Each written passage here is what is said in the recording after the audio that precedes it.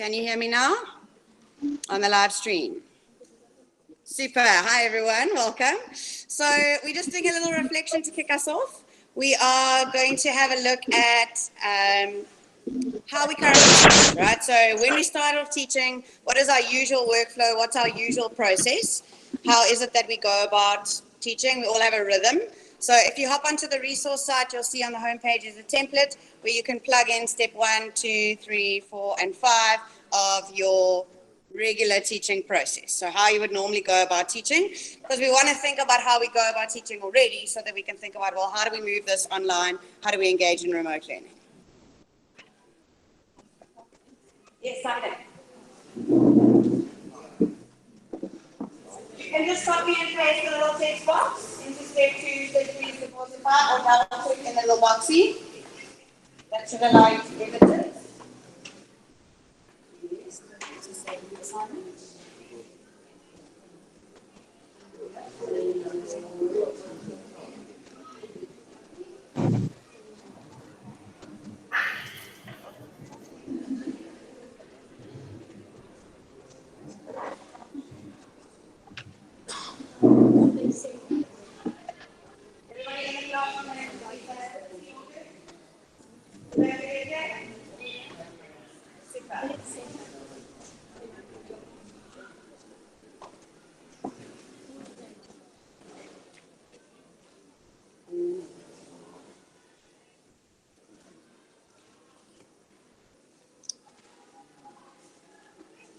Alrighty, give you a couple more minutes to think about that as your regular teaching process.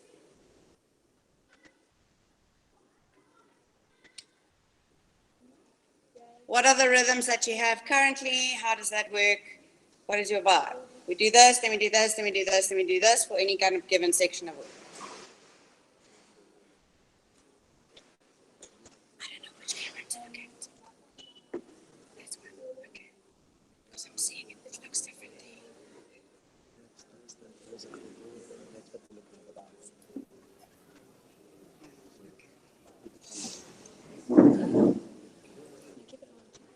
As long as that's kind of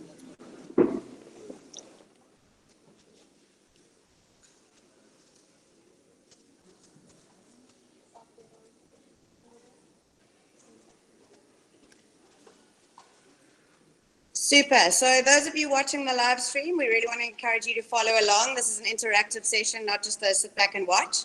So grab yourself a copy of that template from the website and pop in, do some reflection. What is your regular teaching process? What is the system that you normally follow?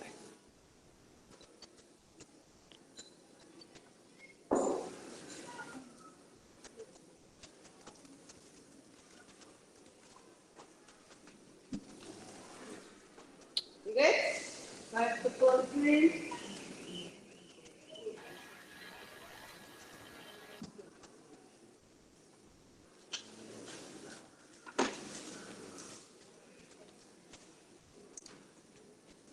Super stuff, guys. Those of you watching the live stream, if there's anything you need, Warren is being amazing and managing the live stream for us. So you can just pop a question into the chat and then he can help you out if there's anything you guys need from the live stream side. Yes.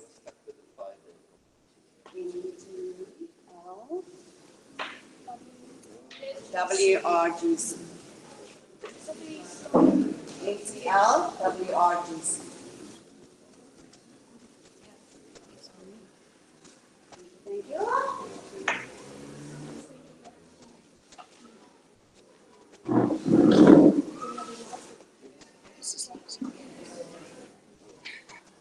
It's like I'm reading. Yeah. I think it's not what it looks like here. Right. Okay. There we go. I'm going to look there in a minute. Super duper. All right. So I think it's important that we reconnect to the way we already think and that we take a step back and look at our process of how it is that we teach. It's pretty fascinating when we do that. So now what we're going to do is think about our role as teachers. So I love this quote from Tom Loud, which I've shared with you guys at PHA before, but I think it's an important reminder. And I think that this remote learning necessity has pushed us into a place where we realize, hang on, I can't teach the way that I've been teaching, right? It's not going to work. Even if we live stream a lesson, something like this is not necessarily going to be the most effective way to teach, right? And the people watching the live stream will be able to realize that actually there's some things that really work, even if you live stream and stand teaching in your lounge, and there's some things that don't work. So there is some stuff that will work because you're in the room with me today, PHA, but obviously, if you were just watching this, the experience is different, okay? But I do think it's important that we think about the fact that we need to be designing learning, right? There is no such thing as remote teaching. We're looking at remote learning, right? How do we design learning for our students who are not in a physical space with us, and what does that look like? And I love this quote from Tom Loud because actually it is so applicable to this context, right? We need to be looking for learning and why not learning is happening. Does that make sense to you guys? Super. All right. So you will know, many of you will know that as a teacher, I do not like the word teacher anymore. Yes? What do I like? Edumagineer, that's me. And you guys are? Learning architects, right? So we're going to be designing some remote learning today. But the way that I thought I'd arrange the session is actually that you get to be a student for a little bit. Okay? You get to feel what it's like to be a student. So the activity we've just done is a very teachery activity. But now we're going to put off the teacher hats and put on the student hats. And I'm going to take you on a little adventure using some different tech tools and Google Classroom as the kind of central conduit for us. And then what we're going to do is we're going to be able to have a look and see, well, what is this like from the student's experience? And once I've taken you through the student experience, then we're going to take that hat off and put on our teacher hats and design some remote learning for our students. Does that sound all right, like as a strategy? Super. Okay. So for me, one of the key things that I'm always asking is not just how do we teach, right? But how do we design learning? And more importantly, how do we design learning that cultivates curiosity? So I don't know if you've seen on Twitter, what happened in one of the, I think it was China, one of the countries which was first hit by the coronavirus. Kids were getting homework assigned via an app. So you know what these kids did? They went to the app store, and they gave it all 1-star reviews so that it got removed from the app store. All right? This is the level of curiosity of the kids that we are dealing with. Right? Generation Z are problem finders. They'll look for a problem and they will solve it. Right? So if we don't design for learning with curiosity in mind, then we're not going to keep them engaged. Right? There are lots of things at home that are far more engaging unless we can hook in their curiosity and design for learning which cultivates and nurtures that curiosity. So how many of you in your step 1 in how you teach, if you put planning as step 1, then we'll move on to step 2, right? But in how you actually start to teach, how many of you plan some kind of hook or an engaging activity to get them in? Who does that already? Okay, some of us not so much, right? So I'd like to suggest that one of the key ways that we can engage students in online learning and remote learning is by making sure that at the start of a section, we cultivate the curiosity. So often we walk into a class and it's like, oh, morning class, today we're going to learn about this. Curiosity, dead. Okay, everybody take out your textbook, sit down and shut up. Dead. But what if we started a lesson with a provocation, right? A hook, is something to make them interested. So I'm going to ask you to have a look at, those of you online, have a look on the website under the word engage. You guys have a look under the word engage in your classwork section. Let's have a look there. And we are going to do a little activity called See, Think, Wonder. Anybody ever used See, Think, Wonder before? Okay, so See, Think, Wonder is a thinking routine. You guys work with teenagers. You ask a question. What did you guys think of that clip? What caliber of answers do you get? Show me on a scale of first, like absolutely rubbish answers, to 5 incredibly mind-blowing answers. What kind of answers do your students give you when you ask them a question like, what did you think about that? Show me. Let's see, first 1, 2, I need fingers. So 5 is wow, amazing, mind-blowing, in-depth, detailed answers. And first is absolute rubbish, and then you can show me a number of fingers in between. Okay, so the average here is like about a 1.3. My maths is that good, yes. So that's the thing, right? We ask our students questions, but we don't give them a structure to show us their thinking. We just say, what do you think? So we're going to use one of the thinking routines that I find really helpful. There are more of them at bit.ly/thinking made visible. Okay, there's a whole collection of thinking routines developed by the researchers at Harvard's Project Zero. Incredible, incredible tool. So I'm going to show you guys now how you can use Classroom and that tool to engage your learners. But these thinking routines you can use all the way through. And in fact, PHA, at our last session, if you go back to our previous classroom, there's a whole folder of these waiting for you. Okay, so we're going to hook those in now. If you're online, sorry for you. These are my specials. You can mail me and ask me, or pay in wine. All right, so I'm going to show you now what we call a provocation or a hook. And I'm going to ask you, what do you see, what do you think, what do you wonder, and ask you to make that thinking visible for me on the slide. Happy? Question?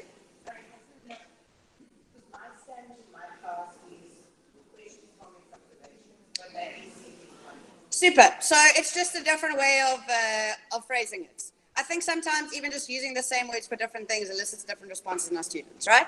So here is the provocation. Those of you watching online, have a look, write it down or type it out on the template which is on the website. What do you see? What do you think? What do you wonder? Let's give it a go.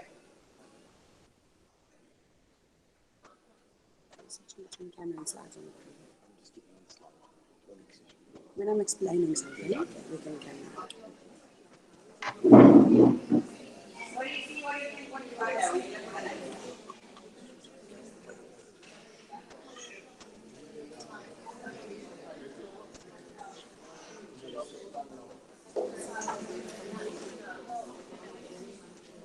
If you're looking at it through your own, you can calm it.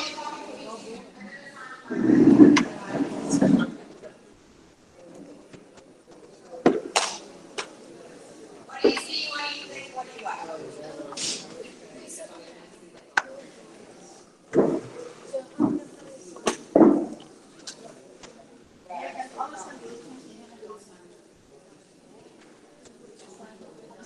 Kan ik hier een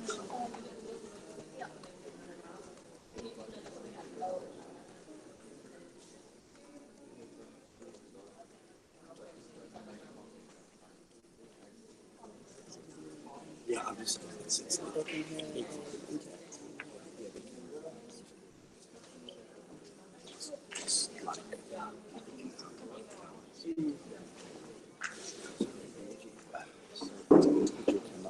Only one side. No, you just pin that person. So if you look for where that person is, you'll go.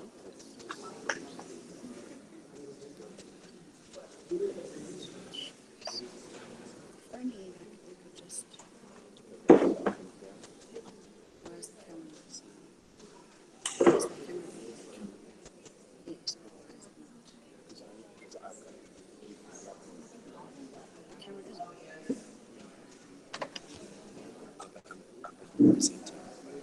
Yes. Okay. So I have to stop presenting.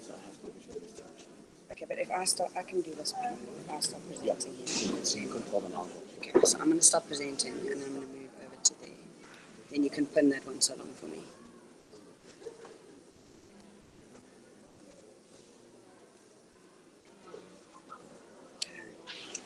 All right, super. Hi, everyone. Okay, so what do you wonder? That's what I want to know. What do you wonder? Who wonders something? Yes. Is he playing or is he running? What do you wonder? Who's the photographer? That's a fascinating question. What do you wonder at the table in the middle? Where are his parents? Who else is wondering that? Anybody else wondering something different? Wow, what is the message that the photographer wants to convey with that image? Fascinating. Who else is wondering something totally different? Wendy? How far is he going to fall? Is he going to be okay? Is he going to be safe? Yeah? We wonder about his safety. Anybody wonder where that is? Yeah?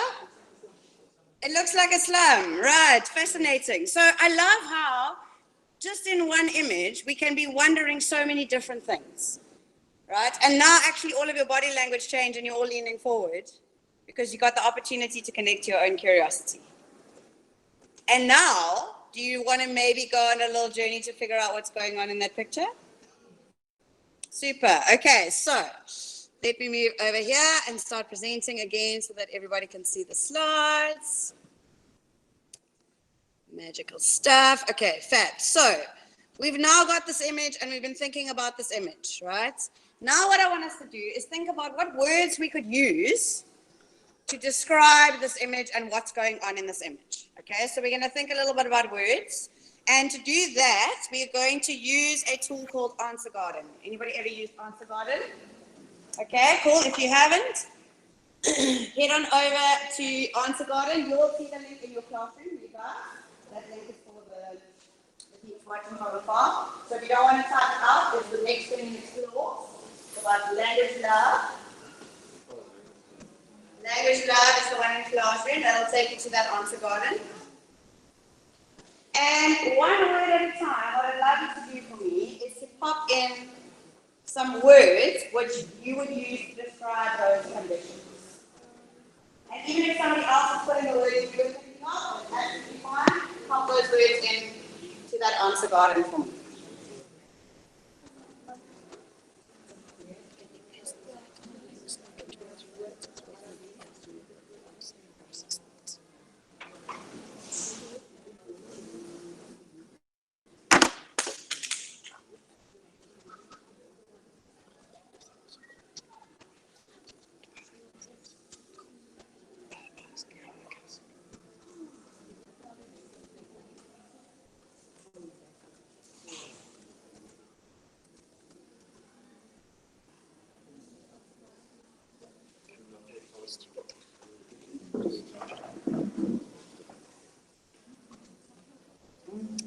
Super. So pop in a couple of words and then do a little refresh to get the latest word cloud.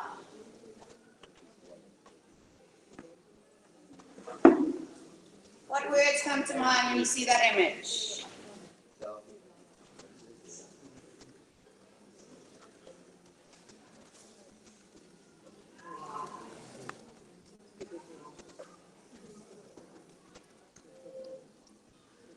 Amazing stuff, guys. Thank you for your super contributions.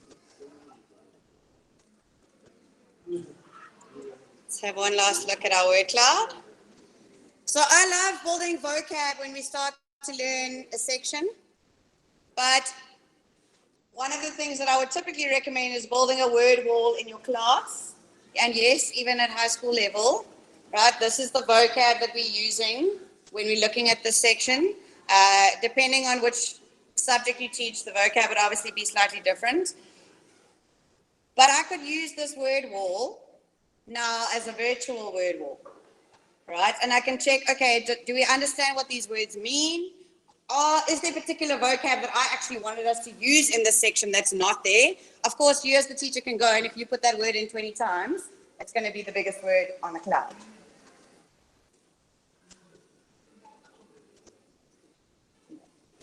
Okay, right. So anybody got any other ideas about how we could use something like the Answer Garden for remote learning? So I've used it to build some vocab. What else could we do?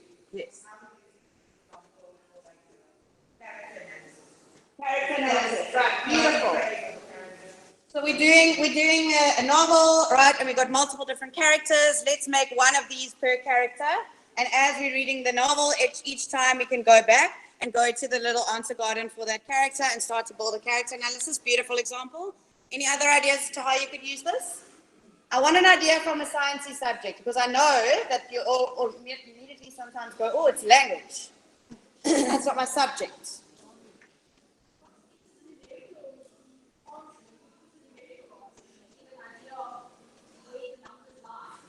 Super. So if I'm asking a question where the answer is a number, you plug your number in, and then we're going to get a big visual of, okay, most of us are saying this one, there's some outliers, and we could use it that way. Other ideas?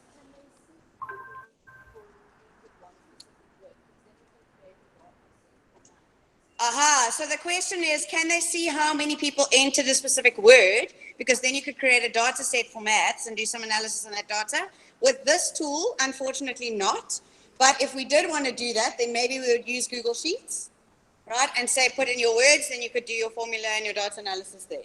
Great thinking though, I love it. Super stuff. Okay, right, so now that we've had a little look and we've built some vocab for this section, of course we would want to think about how we can move on from there and build it.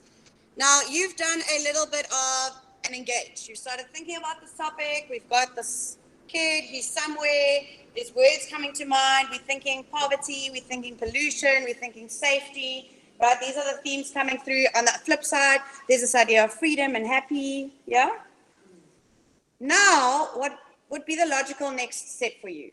In your learning design, you've now hooked them in. You've engaged your kids. What do we want to do next?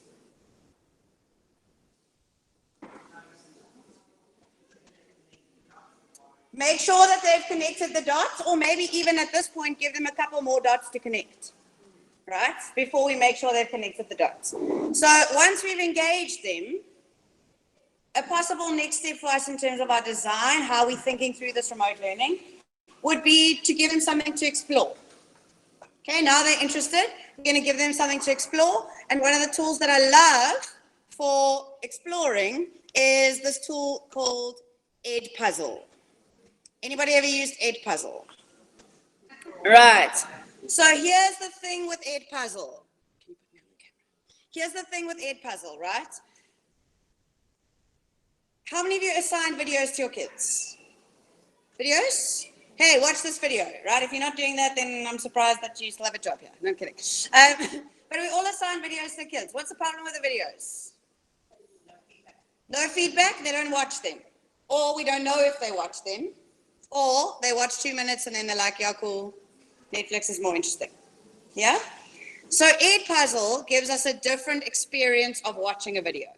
So I'm not going to talk about that experience. I would love you to go into the Explore section on the website, or for you guys, go into Explore in Classroom and do me a favor and click the link under Let's Understand More and watch that video from a student learning perspective.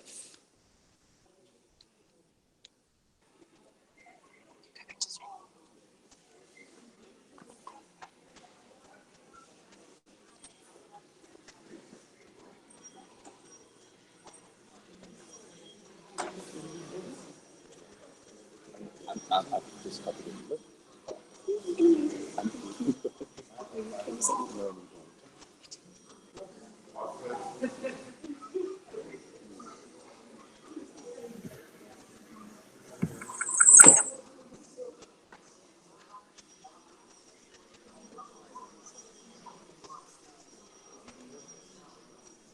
Of course, if you're at home, then it would just be you and the computer, right?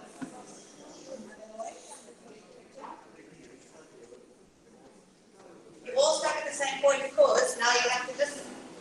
I've inserted something to make you stuck. So now I take the text. Oh. Oh.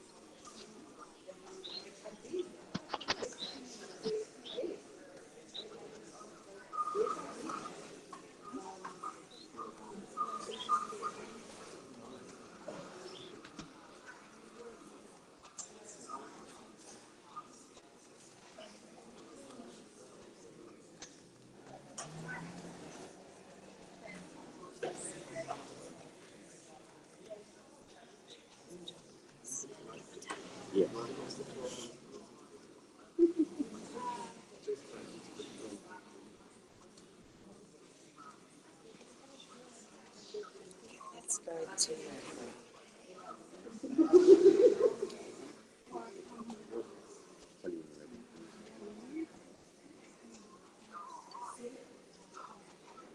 super. Okay, even if you haven't finished watching the video, can you tell me about that experience? What happened while you were watching the video? Okay, at first you were confused. This is important, right? You need to give your students instructions saying this is an interactive video. Things are going to pop up and you're not going to be able to move on until you have engaged with that thing. Okay, so I deliberately didn't give you that instruction because I wanted you to realize that for yourself. Okay, what kinds of things popped up in that video? Multiple choice questions, an open-ended question, the voice note explaining a term which maybe you didn't understand, or maybe you've got a term which is too advanced for your learners, or maybe it's like an Americanism or something that doesn't translate into South African context. So basically, if you were to play a video in your class, how many of you have paused the video and then done some explanation and then watched the video carry on? You can do that with Edpuzzle, right? You pop it in and then the video experience carries on. You might ask your class questions where only one could answer. In this case, everybody can answer and engage. How was watching the video through this experience different from a traditional just watch the video clip? You had to pay attention, right? You had to be engaged. You felt maybe a little bit more supported potentially because you had some help along the way. So you've already got great videos that you use in your teaching. Edpuzzle allows you to take that video and make it interactive. The beautiful thing about it is that it integrates directly with Google Classroom. So when we do the building and the how to create these things, that's going to give you an option to build and create that for yourself. Can we go back to the slides, please? Thank you. Alrighty, so now they have explored something. Right, they've watched a video. Now what do we logically want to do? And that could be after you've taught your students something in class. Right, what's the logical next step? Without using the E word. Because you can see them in front of you. What do you want them to do? You want your students to show you what they know. Yeah? You want your students to be like, okay, we've done this, now we understand that. So we want our students to explain what they're learning. How would you do that in a traditional class context? Give me options. Ask a question or give them some activity, right? Write it down. What else would we do? Give them a test, right? You want your students to, you can't say go out into the wilderness and watch a video and then assume that learning is happening. It's not a thing. Right? There's no guarantee that they've watched the video and actually learned. So now we want our students to explain to us what they've learned. And to do that, we are going to use a tool called Flipgrid. Anybody ever use Flipgrid? Right, so even if you haven't, if you're a Flipgrid whiz, you can help those who are Flipgrid newbies, because I'm going to need every single person, and those of you online also, right, to head on over to the Flipgrid link. You guys at PHA can have a look in the classroom under Explain. There's a link to the Flipgrid. And you're going to explain to me, not in writing, but explain to me in a little video. Okay? And if you are not loving your face on camera, well, this is step one in our recovery. Because unfortunately, we're all going to have to get used to that now. All right? So I'd love for you to post for me a little video explanation. You can pick up your laptop and walk away. Those of you at home, you should be fine. Tell me now that you've watched that Edpuzzle and you've done a little bit of learning, what is actually going on in that video and what makes you say that? Okay, if you want to watch the video again, isn't that a great response? Can I watch the video again? When did every student ever say that? Okay, remember you gave us, can I do it again? Well, why do they want to do it again? Because now there's an authentic audience. Now you can see that your peers are going to see your explanation, and if your explanation is rubbish, they're going to most likely tell you. Okay, so I'm going to give you a little bit of time. Please record a little video there. Tell me what actually going on in the image and what makes you say.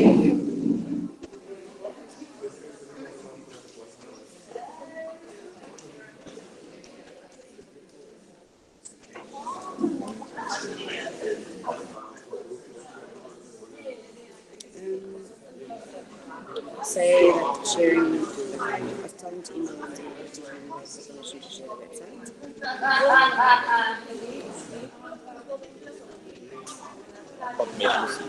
Okay.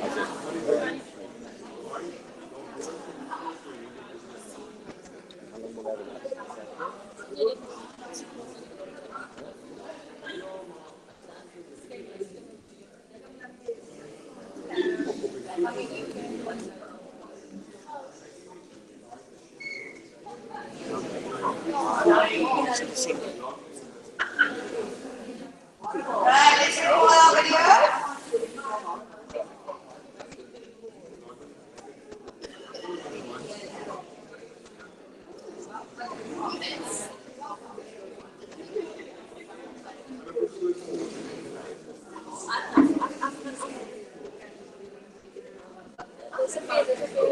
Let me go to camera.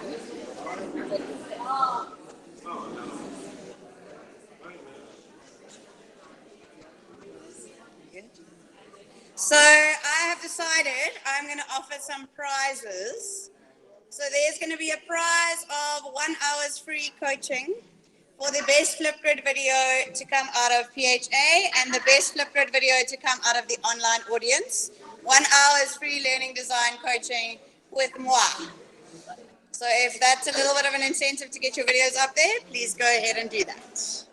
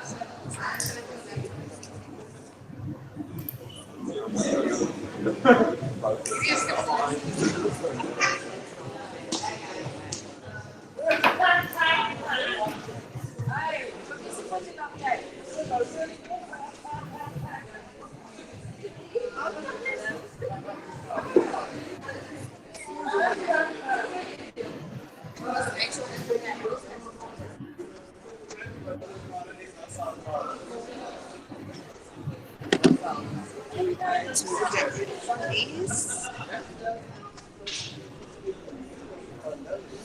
All right, so if you have already uploaded your video, I'm not sure if you noticed, but those other people's videos, your peers, how many of you watched a video that your peers have uploaded?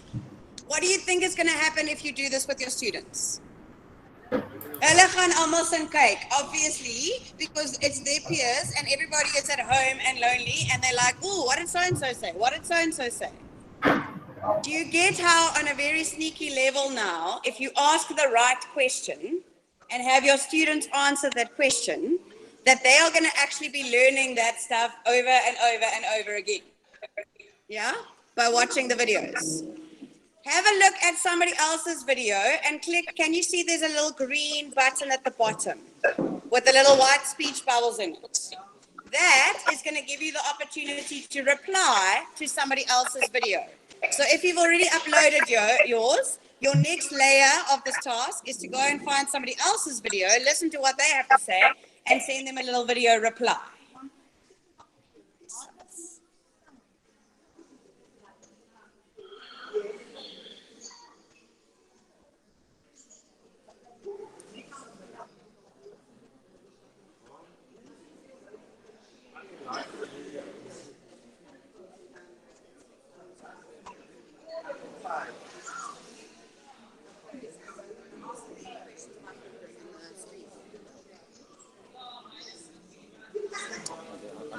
So somebody just asked the question, is there any way to share your Flipgrid video with somebody else? If it's your video, you can download it so then they can put it on their TikTok and their Instagram or whatever it is. Or even your kiddies might want to make it on TikTok and then share it up to Flipgrid. Okay, so you can use the camera in the app or a different camera. Those of you on the live stream, if there are any questions about Flipgrid, please pop them in so that we can answer those for you. I will be taking you later on through the how to create it. For now, the questions are around the experience, right? If you want to know how do you do this or that, you can pop those questions in. Have a look at those, Salon. Reply to someone else. Yes. Yeah. So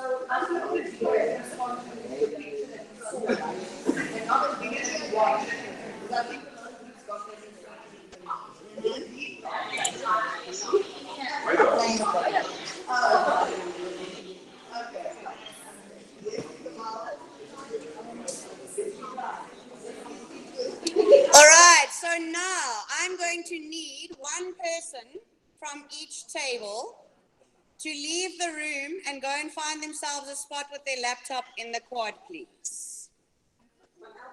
One person from each table. You guys at home, you're fine because you're already far away. You can leave. You're looking at the classroom. In a second, I'm going to post something under Connect. Okay?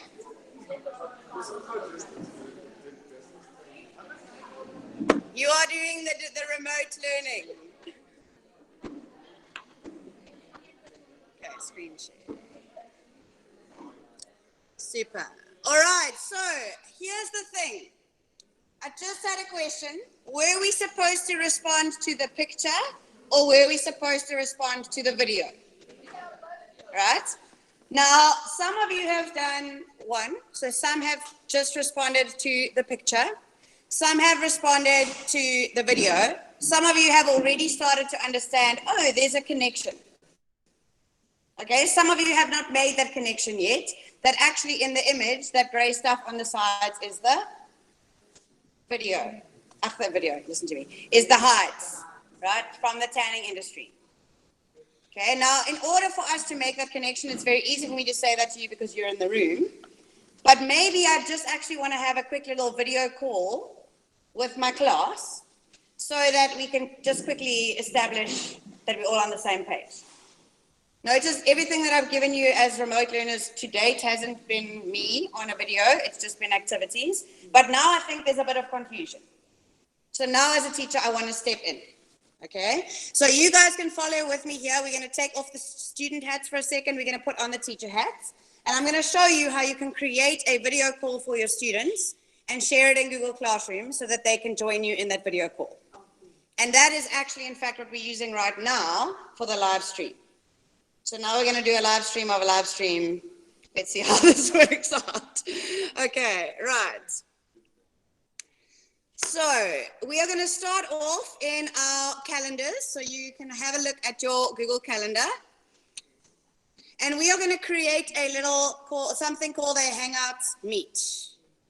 Okay. So you can create a Hangouts Meet just as the same as how you would create a calendar entry. All right. So let's say I want my class to meet me at 12 o'clock tomorrow because we need to have a little chat. Okay, so I've just clicked at that time on my Google Calendar and I'm creating the entry. I am going to go to the more options option because I want to see the details here. Okay, so I've just clicked to create the event and now I'm going to more options. Everybody with me? Okay, so when you create an event, if you use the create button and say create, next to the save button is more options. Okay, next to the save button is more options. So then we've got the full view. All right, so I'm going to call this one Class Connect. We're all right with creating the calendar entry. Use the create button or click where you want that hangout to take place in time. Okay, Class Connect. Then I am going to use this little button. Date and time you can change there if you want to. All right, you're going to say our Class Connect is at 12 o'clock. Potentially you want to use your existing timetable, whatever. Then we want to add some conferencing. You see there where it says add conferencing? Right, we're going to click the little drop down there next to add conferencing and we're going to select Hangouts Meet. Okay. Then we are going to add guests. Now here's the beautiful thing. Each of your Google Classrooms actually has its own link or its own group. So I don't have all of you in an email group or anything, but because I've got all of you in a classroom, the minute I start typing in the name of that classroom, that comes up. All right, so I've got a group for remote learning with G Suite students, and I'm going to invite you to that event. It means they will get an invitation to that meet. And what I'm also going to do, just to be doubly sure and make sure all of my students get it, is I'm going to copy that link. You see where it says join Hangouts Meet? I'm going to copy that link. Okay, so you can follow with me now and do this. Maybe don't invite your students, but you can create the link, turn on the Hangouts, etc. And then I'm going to say save. It's going to ask, do I want to send invitations? You guys, I'm going to send to you so that you can see now how that comes into your email inbox as an invite to an event. But remember, I copied the link from the Hangouts Meet. Okay. Then what I'm going to do is I'm going to go to my Google Classroom. All right. And we now need to connect. I've already drafted this post earlier. You would create a new post and say, let's connect. And I'm going to say, join this link at 12 o'clock. Yo. Girl be on time, yo. Okay. And I'm going to add over here the link to that Hangout. Okay. Then I'm going to assign that. And all of the students should be able to see that. So those guys outside now should be able to join the video call. Can somebody just say to them, look in Connect and click on the Meet link? Thank you.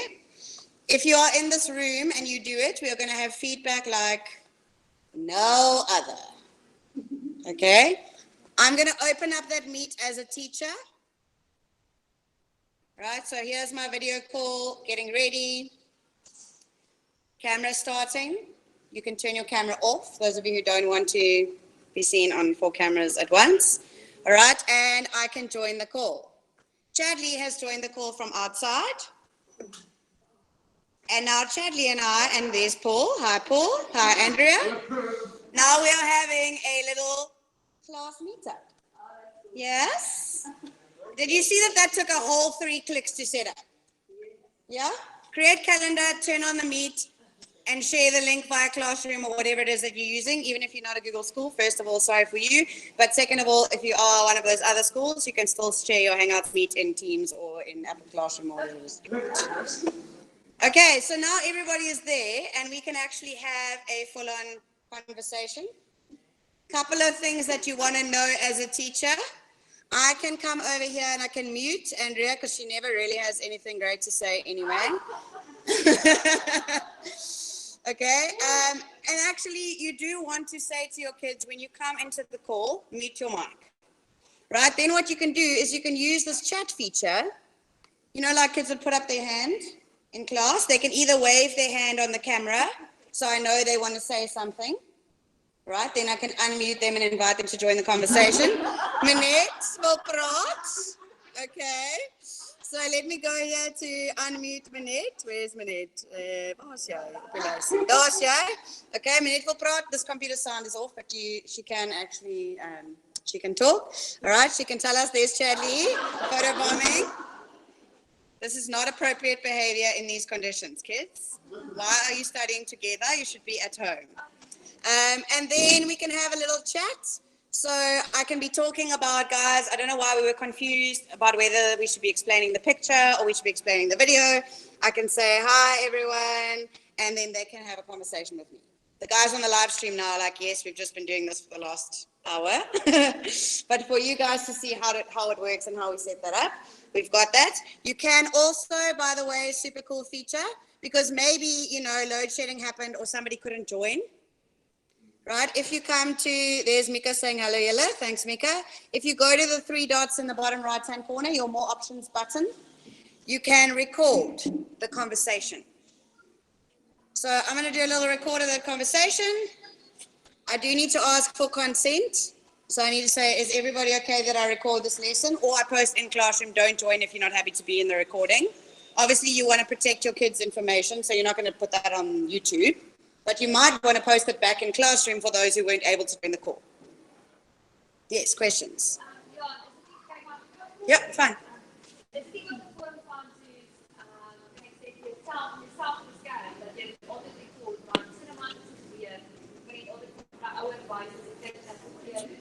Absolutely. I think it's a very good idea to record it because you've got a message, you've got a record of what's happened in that call. Absolutely. But we do want to make sure, guys, they know they're on the live stream with the whole internet. PHA, behave yourselves. Yeah, so it's a good idea to record it. You see there in the corner, it says that it's recording. Once I'm done with the lesson and we've discussed exactly what was going on in that image, I can stop the recording. And then what happens is Google processes that whole recording of the Hangout, and that gets sent to my Google Drive because I created the Hangout. Okay, so it's going to be a video file in your Google Drive, which of course then you can link back to Classroom and say, if you missed out, connect, here's the recording that you can go and watch again. Any questions around the Hangouts element?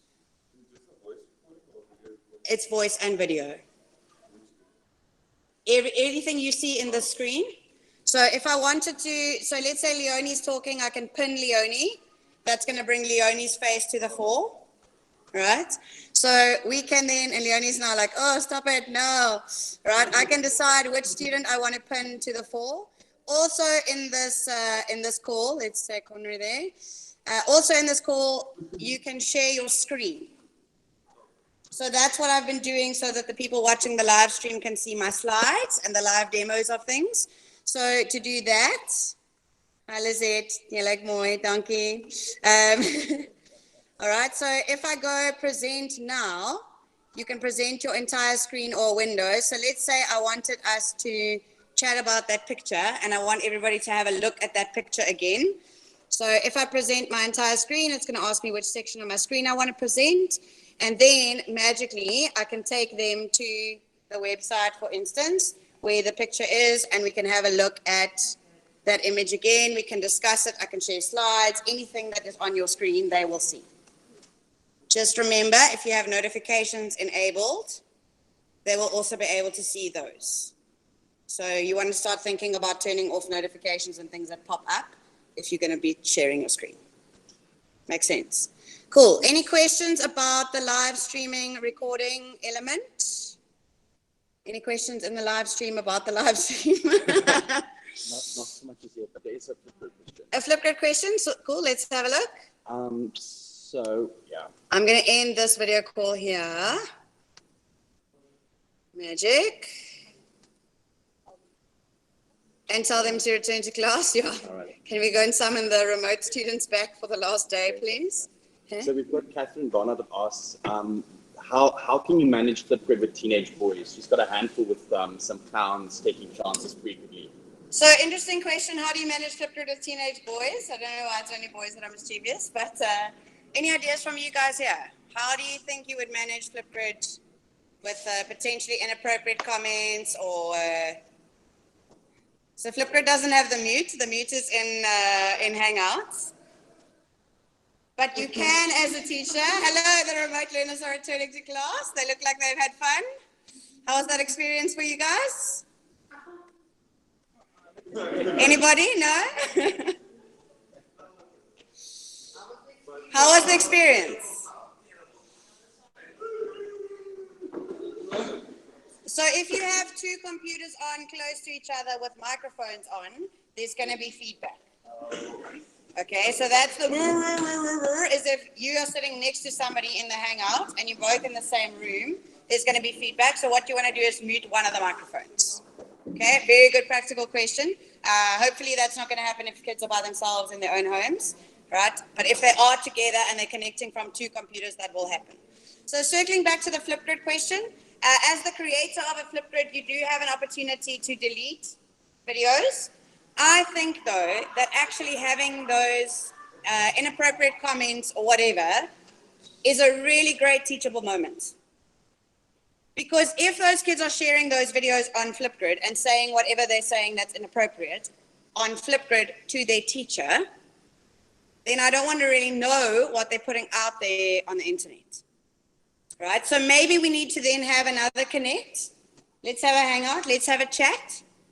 Right? Remove the video temporarily so that it doesn't cause more damage and have a conversation. Guys, what are we sharing? What are we putting out there? Is that a good idea? Do you know that I, as your teacher, can save that video and post it to the whole internet? Ooh, hang on. Yeah? So I'm very much, and it's the same thing with your Google Classroom streams, right? You know, you can turn off the feature for students to comment and post or not.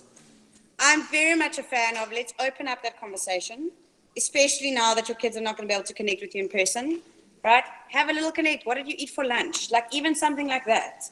Think about the little conversations that we have, the little micro conversations we have in a school day, and let's try and give the kids as much of that as possible, right? Give them the opportunity to communicate, and when they're inappropriate or if they're inappropriate, let's use that as teachable moments. Yeah? A little bit of digital citizenship happening there as well. Yes, question. The Flipgrid on the link you posted in Google Classroom. Yes. On your Google Classroom regarding when they ultimately have able to access. No. So Google Classroom, the Guardian feature, remember, only gives the guardians a weekly summary of the assignments that child has received in that class. Okay? It does not give them full access to see that. When you set up your Flipgrid, you can also, which I would recommend in your context, I didn't set this one up like that because I wanted people from all over to be able to add their voice to the Flipgrid, but you can lock it down to only people within your domain. Right, so when we do the creation, I'll show you how you restrict it to only those with a PHA account can sign in and contribute to that Flipgrid. Unless, of course, you wanted to do a wonderful thing and connect with students in another country. Right, and share ideas and have them respond and have a conversation there, then you wouldn't restrict it. But if you do want to make sure that it's locked in, they have to sign into their Google account to connect to that. Cool. Any more questions around that connect? Pretty simple. Create it through Calendar, share through Classroom, or whatever platform you want to use, and you can create that connect. Main things are to tell them, mute their mics. If the bandwidth is slow, you can say turn your cameras off, but it does take away that human interaction. Right. Fabulous. Okay. Now, we have had our little connect, right? We've established, okay, we were actually talking about the picture and the video, and we've started to discuss this leather tanning industry, okay? Again, I want to hook into your curiosities. I want to know, what are you wondering about this? Okay, so I'm a big fan of creating wonder walls physically in classrooms. But if you're not physically in classrooms, Padlet is a great way to, there's a traffic jam. Padlet is a great way to encourage curiosity with your, Padlet is a great way to encourage curiosity with your students. It's also a great way to almost do what Flipgrid does with video, but just with text and with images. Can you see if you can try and get onto that Padlet for me? And once you're on that Padlet, you'll see in the bottom right-hand corner, there's a pink plus button. All right, a pink plus button in the Padlet on the corner. So padlet.com/trainer16/leather, all in one link. Or you guys can use the link in Classroom. All right, and then once you're there, do me a favor and click on the pink plus button in the bottom right-hand corner. You'll see it gives you your own little post-it note, your own little mini notice board. Yeah. So do me a favor and add to that post-it. You can type in it if you want to add a picture or a link or a GIF, whatever you call it. What are you still wondering about the leather industry?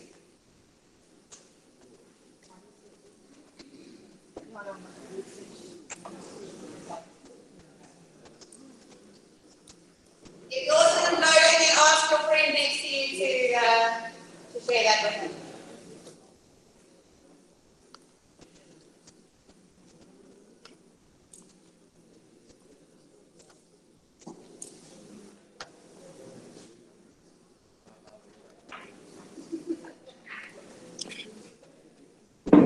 So what are you wondering about the leather industry? I could, of course, say, can you pop in a link? Find some more interesting information about this and add it. Right? You can use Padlet in a number of different ways.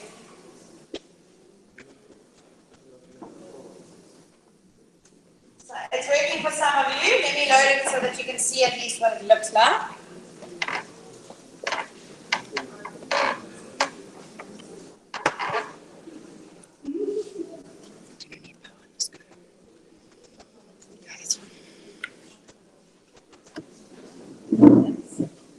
Right, so let's have a look at the Padlet. Somebody's figured out how to add a GIF. So for those of you whose Padlets are not loading, you can see the pink plus button in the bottom right-hand corner there.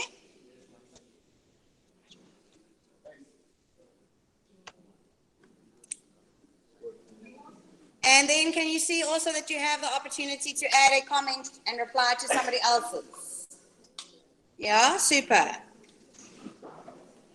If you're not seeing what's up there, just hit a little refresh. Is the traffic jam? So maybe this would be something you want to do overnight or over a period of time, and you can read it again the next day.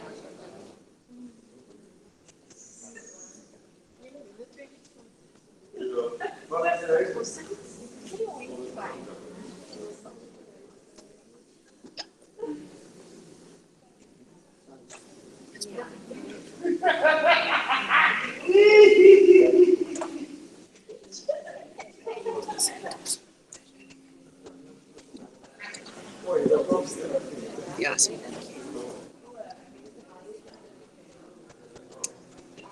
Don't refresh because it's going to kick me out.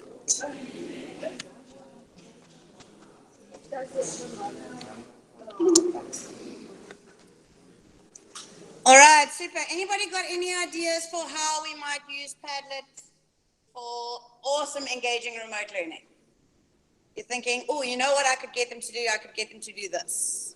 Ideas.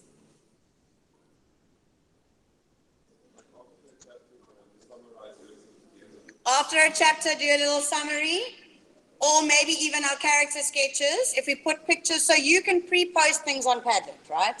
So I gave it to you as a blank wall. When you create it, you can actually create it with different columns. You can create it with different columns. You can create it within a structure. So you can almost pre-populate some things on that Padlet and then have them add to the Padlet as they're going along. Yeah? So if we created a heading for each character with a little image of each character, then they could add the words there. So the same idea with the answer garden. How else could we use Padlet to engage our kiddies? Say again? Essay topics maybe? What about asking the learners to go and find a piece of news that's relevant to the topic that we're learning about? Okay, so if it's genetic modifications, if it's stock markets, if it's whatever it is that we're learning about, right? The literature, if there's a theme in the literature, okay, let's go and find some of this happening in the world. And can you see there they can add their links? So they can go and find something from the internet and we can almost curate it in that Padlet. Lovely. Any more ideas? Any ideas from the live stream? Warren, anyone got any ideas there? Not yet. Not yet. Okay. Alrighty. So we can use it to engage curiosity and we can use it to curate resources, right? We can collect a whole bunch of different things there. And you can see also they can comment. So you could add that layer of instruction saying, hey guys, comment on this, do this, engage, etc. All right. So that was all to get our learners to explain. Right? Different strategies. Now, I'm not for 1 second suggesting that you should use all of these tools one after the other. Okay? If you're feeling overwhelmed because you're like, oh, I could never create all of this stuff, that's not the plan. Okay? The plan is to think about the flow and the sequence of your lesson and think, where is this tool really going to add value? Right? Where is it going to make it better? Okay? Of course, a lot of the Padlet features are actually in Google Classroom if you just ask a question. Right? They can answer it. So you want to think about what am I actually trying to get them to do, and then how does that add value at that point in the learning. Super. Okay. So now we have explained. The next step in this process is to get them to apply, right? To take their learning that they have been engaging in, slides, and apply this to a new context. All right? Or in other words, to elaborate.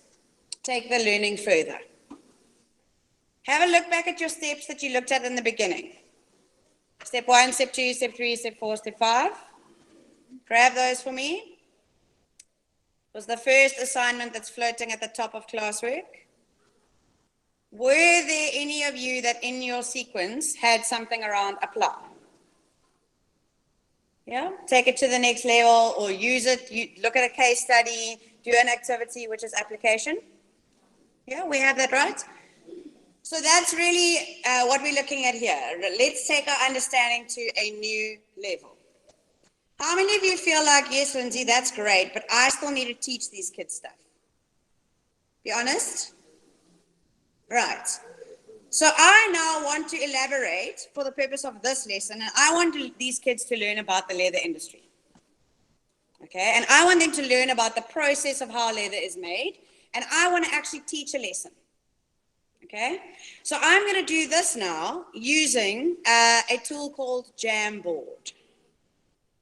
Now, there are loads of other apps like that. If you have a tablet with a touch screen or a stylus, you can pretty much do this in most of your apps that write or allow you to write and draw and combine images and text.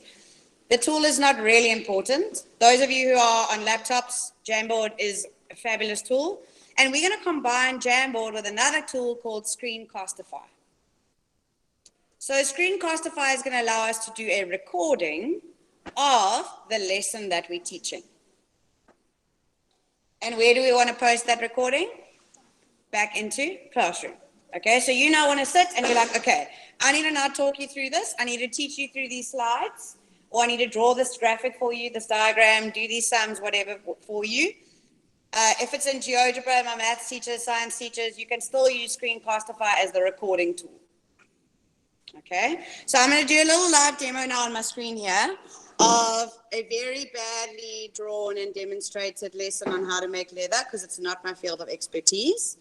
But you can follow along with me now, putting the teacher hat on, and create a little resource like this. So think about a lesson that you would be teaching, something where you would want to stand at your board and explain, or you'd want to project your slides and kind of draw over your slides. Okay, and see if you can follow along with me as we do this. All right, so to start your Jamboard, you've got a couple of options of how to get there. The first one would be to go to your Google Drive and then go to New and go to More. as of this morning. So if you like, it wasn't there before, we turned it on for your domain this morning. All right. So if it's not on, those of you trying to follow at home, if Jamboard is not on and you don't see Jamboard as an option there, you need to ask your Google Admin Console manager to turn that functionality on. So they go to the admin console, they search for Jamboard, and they turn it on. Once that's on, it'll be there. So now I can create a new Jamboard. And what you're going to see is that it's going to give me, let's close some of these tabs we don't need. It's going to give me what they call an untitled jam, which is basically a whiteboard. Okay? Let's close some more of these things so we can have a little more bandwidth there.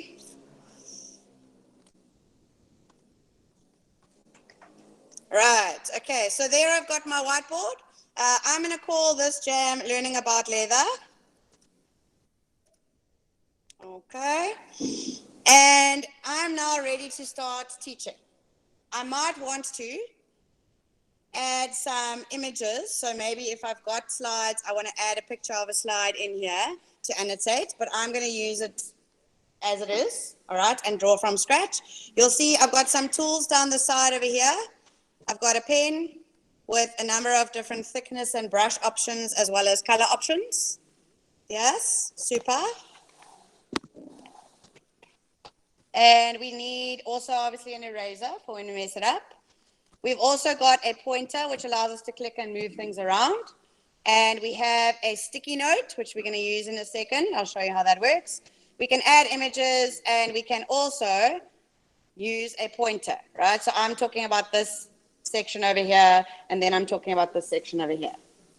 All right, now depending on your needs, you might want to start the recording of a blank canvas, or you might want to prepare your canvas first and then start the recording when you're ready to kind of teach. Okay, so I'm going to use Screencastify Chrome extension. I'll show you guys later how to install it. Okay, but if you click on the Screencastify Chrome extension, once you have it installed in your Google Chrome, if you don't know about Chrome extensions, there's a whole wonderful world waiting for you. So we are going to record. I want to record, in this instance, just this browser tab. Okay, so I just want to record Jamboard, what's happening in Jamboard.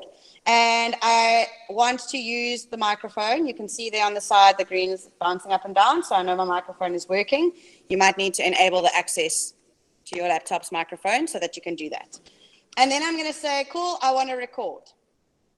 It's then going to give me a little bit of a countdown, and it will tell me, okay, cool, we are ready to record. There's the 3, 2, 1 coming up. Right, super. So, hello everyone. I thought it would be a good idea for us to learn a little bit today about how leather is made. Okay, so I'm going to teach you how leather is made. Of course, leather has to start off coming from an animal of sorts. All right, so in this case, we're going to use cows as an example. So the leather comes from the skin of the cow. My sticky note here is going to say, tell me about hides, like what hides come from various animals. We've got different color options and all of that over there. Okay, so there's my little label. Right, quick and easy way to add text to something without having to actually write it. Once we have the hide and we've collected the hide from the animal, then let's have a look at drawing an arrow here to illustrate this process. Yeah, and then I can add in, there's my arrow coming nicely together, beautiful, fabulous drawing, Lindsay, well done. And then I can add in the next image in the process, and I can tell you that we have to, unfortunately, make the animal not alive anymore so that we can have its skin. All right, so then we can add another sticky note, and I can explain the skin is removed from the animal, and so it goes, yeah? And of course, when you're typing in front of people, can never spell.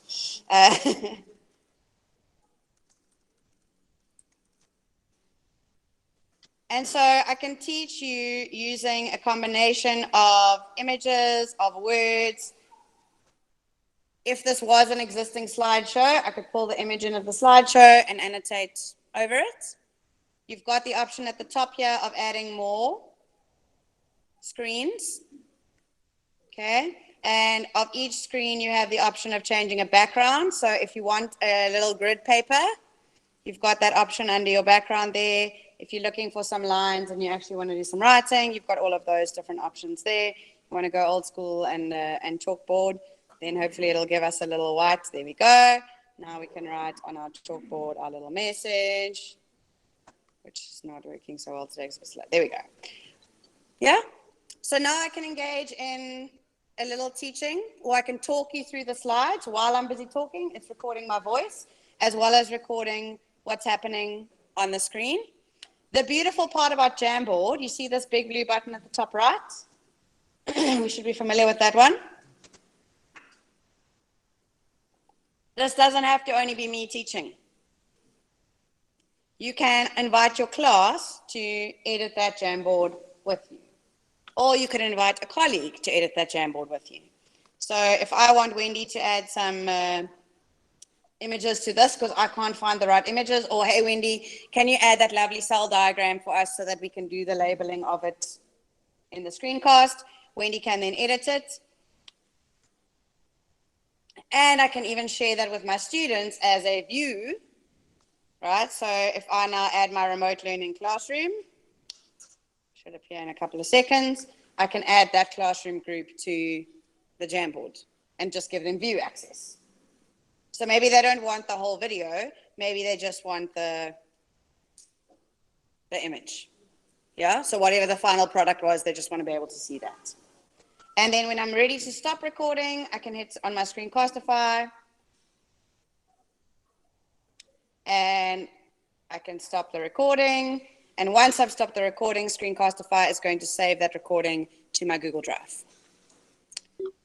And it even has, beautifully, a direct share to Classroom option. So I can now share that recording to Classroom. And it actually pops up a nice little mini classroom over there. Can you see that? So I'm going to say I want this to go to my remote learning design class. And I want it to be an assignment. And then I say go. And now it's actually going to give me the little screen where I can say, okay, this is the Learning About Leather Jamboard. Students can view the file. This goes under our Elaborate topic. And it's not for any marks. And I can assign it to my students. And so in a couple of seconds, you should see under Elaborate your link to be able to view that entire recording of that mini little lesson that I taught. Want to have a look and see if you can find it?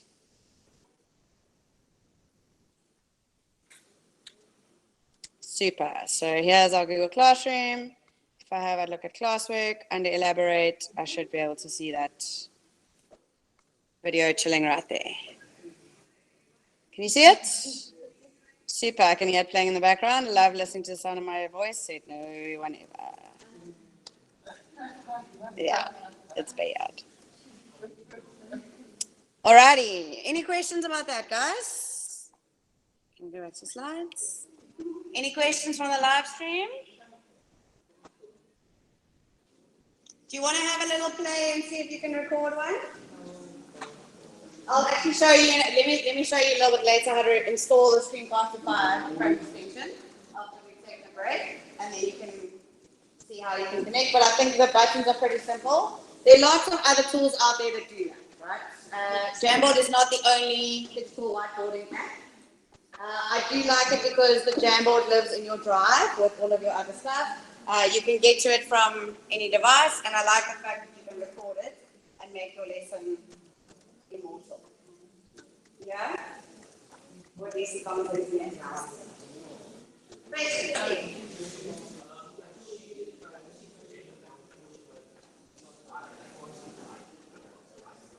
Did you share it if anyone is filling it in? Did you share it with Portia so he has the link to edit it? Yes. And Portia puts a sticky note on when you're not seeing it.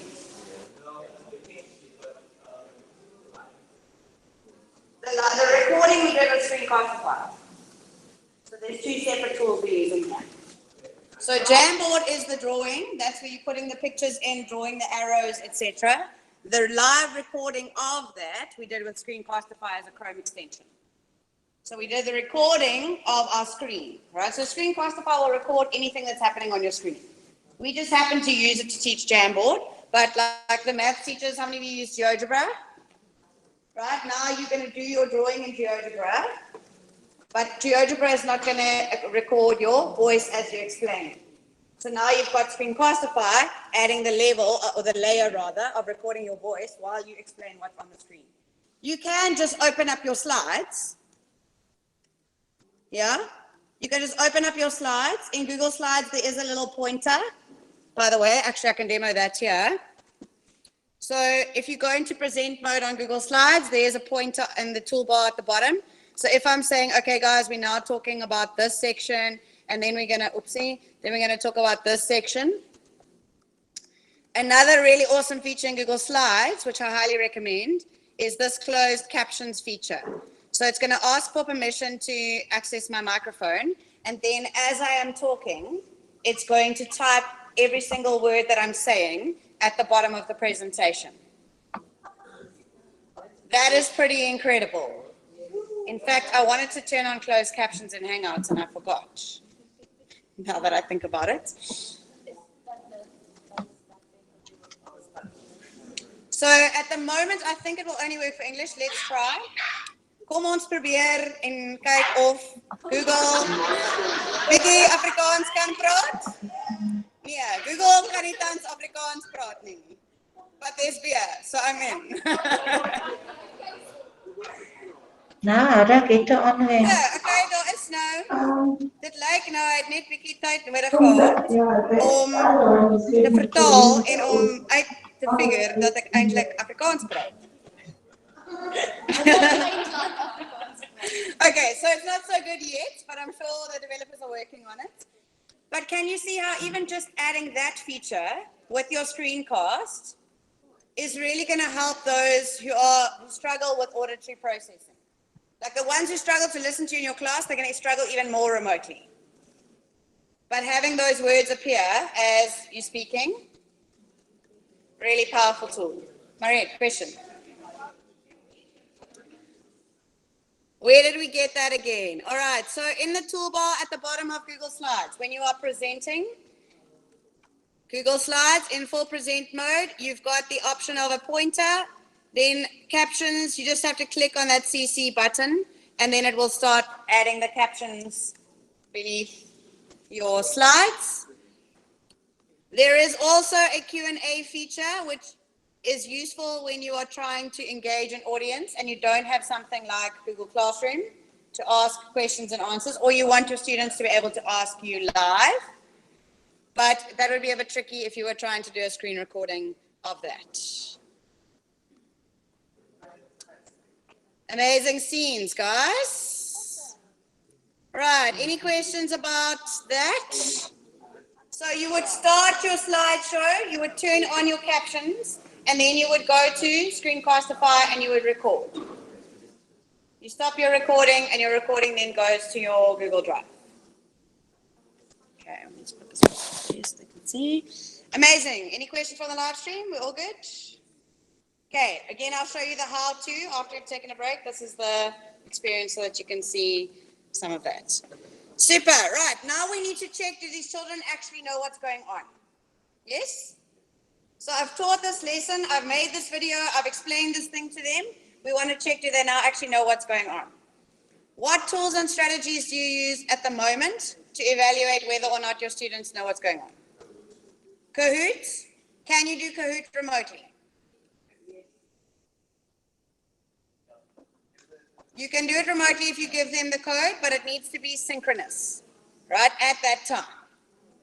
Yeah? It has to be, we're starting the Kahoot now, everybody join the Kahoot. You're going to probably find?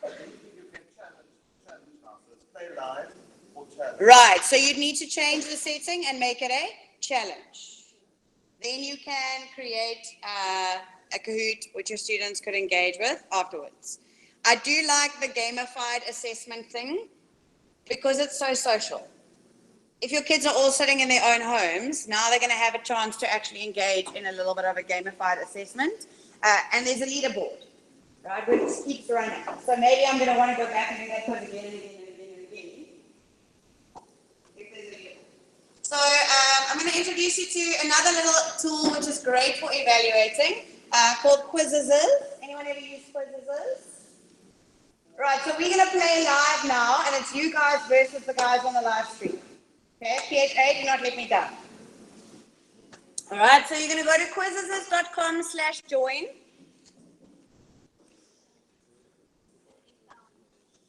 And then you're going to pop in that code 408827. You're going to pop your name in, and then you'll have access to the questions.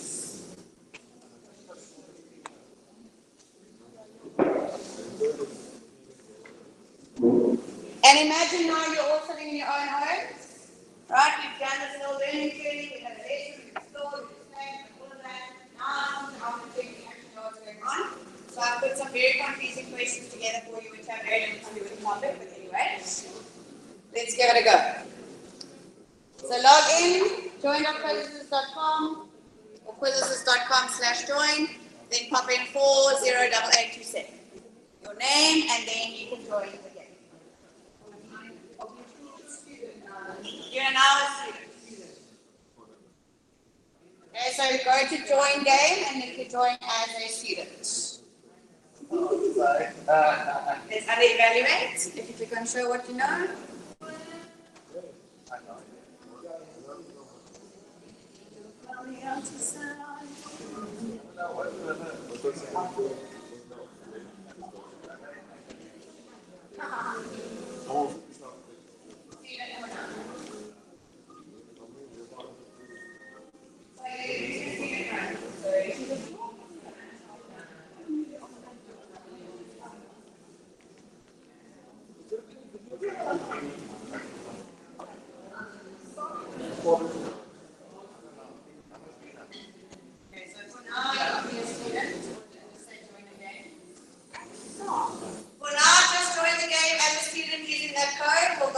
Later and do the teacher sign up for you guys there.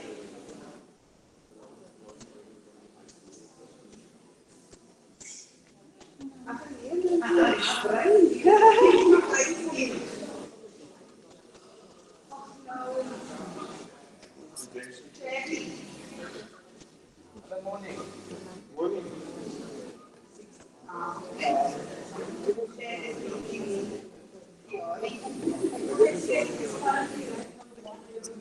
Hey, I'm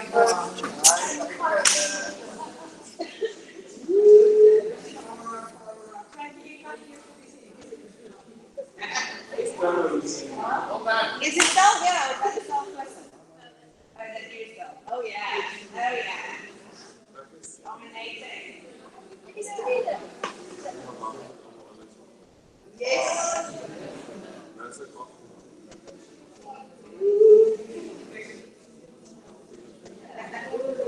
That's actually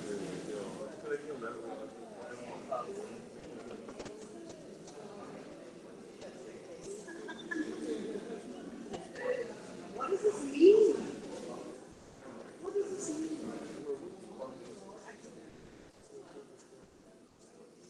Yes. Yeah.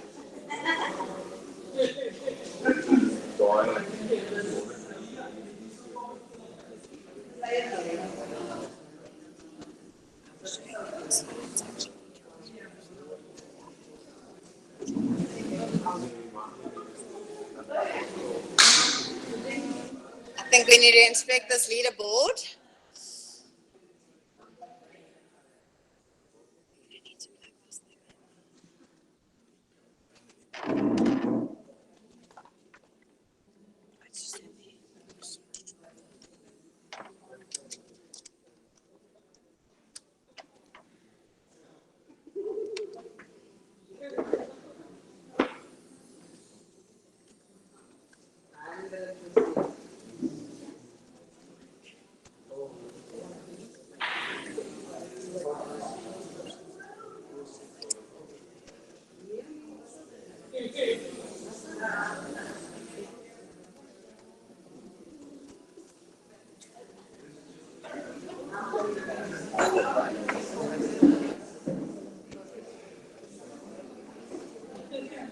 Okay.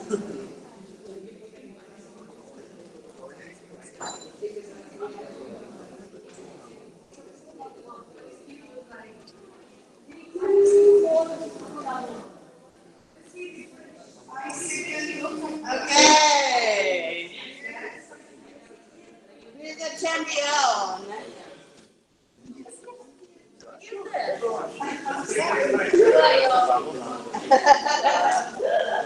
Right, so we have 123 players currently competing, all in theory from the comfort of their own homes. How many of you wanted to click that play again option? Right, gamification, gamified education does a lot for that motivation, right? Any questions about quizzes?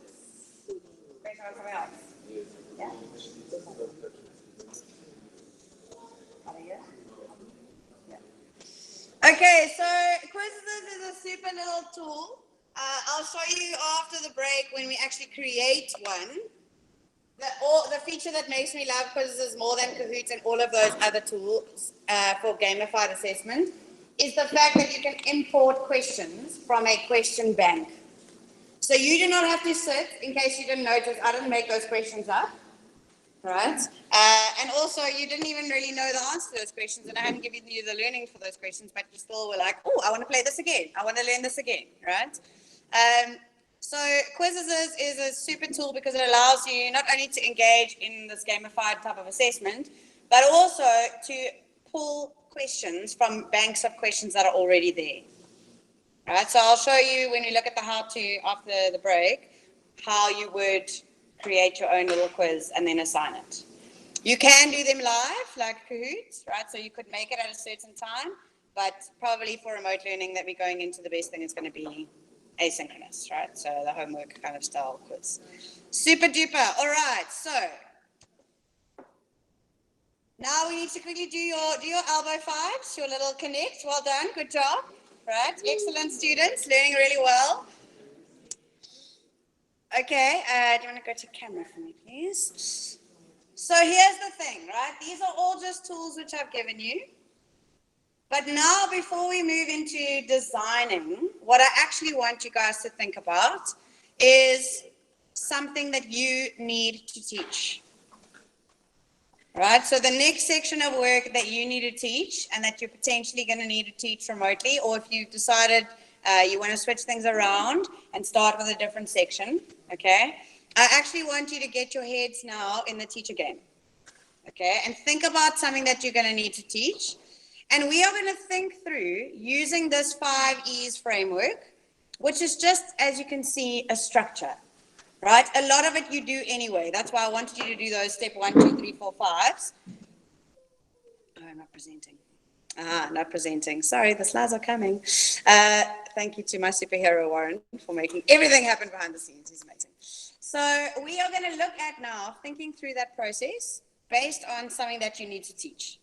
Okay? And you can collaborate in your departments. You can pair up. You can team up. You don't have to do this alone unless you are the only teacher teaching your subject or you guys at home. Then sorry for you, that's going to have to be what's happening, all right? But we are going to think through this 5 E's framework as a framework for planning, okay? And we're going to look at thinking about, okay, if I had to realistically teach now a section of work, which tools would I use where? Okay, so you can use the tools the same way that I've used them, or you might find actually, I want to do the See, Think, Wonder as an elaborate, right? To take the learning further and introduce the next section, okay? There's no reason that just because I said Flipgrid is the explain, that it now has to be that, okay? But what I do want you to do is to go to the section on design in the classroom, or those of you who are working on the website by the live stream, if you can please go to the section that says how to, the planning section. What you'll find there is 2 things. The first thing that you'll find is a Google form, right? And that Google form is giving you the opportunity to plug in your thinking, okay? I suggest that you use the Google form because it's got some details around each of these different stages, okay? So if you have a look at the website, Or for you guys, you'll get a link to this exact page in the website through Classroom under the design section. Let's go here. Right, let's have a look at the website. If you're having a look at the website, 2 things that I'd love for you to do for me now. So we're going to go to Plan Remote Learning. Is it going to share? Isn't it showing everything? It's showing that. Okay. 1 second. Slide technical difficulty. Waiting there. Okay. So we're going to go to Plan Your Learning, and we're going to think through the following. First of all, there's your 5 E's framework. There is a link here which will give you a copy of that nice, colorful planning document. You might actually want to give that to your learners as the map. Right? So for the next week, this is the process that we're going to follow. And then you can still post the tasks in Classroom with the links and that kind of thing. Or you could even put them all in that actual planning document. But underneath that planning document, what you'll see is a Google form, which I think will help prompt your thinking. So you'll see that it gives you some leads on what we did in each of those sections. So if you can't remember, so it gives you the option to put in your name there, what you teach, and then it says, okay, engage. What prompt or visible thinking routine can you give your learners to engage them, or what's your hook? And then there's some ideas. Do you want to use an answer garden? Do you want to use a Socrative? Do you want to use a Google Slides template thingy like I used? And think through it. So do me a favor. As you are sitting there now, grab a buddy if you want to. Think about what it is that you're teaching. All right? Fill your idea into that form. The reason I'd love for you to share your idea in the form is because underneath the form, what I've done is shared the responses. So now the guys who are watching on the live stream, you guys are sitting here, you're like, okay, we need to teach this section. This is our idea, right? For how we're going to engage the students, what they're then going to explore, how are they going to explain, etc. So plug through your idea and make a copy of the planning template. Okay, I'm happy to come around and help you guys. If there's questions on the live stream and you want ideas, I'm happy for you guys to do that. But I'd encourage you to plug it into that form so that we can all see your ideas. And then after our little break, we're going to look at, okay, how do I actually create it? But instead of me showing you, okay, this is how you make a quiz, you've now already decided, I need a quiz on this. Or instead of me saying, this is how you use Edpuzzle, you've got a video which you now want to work with. So we can actually build almost a whole week's learning now while we're sitting here in the next session. So start thinking, what do you want to teach? What are the resources that you're going to need? Start curating those resources, getting them together.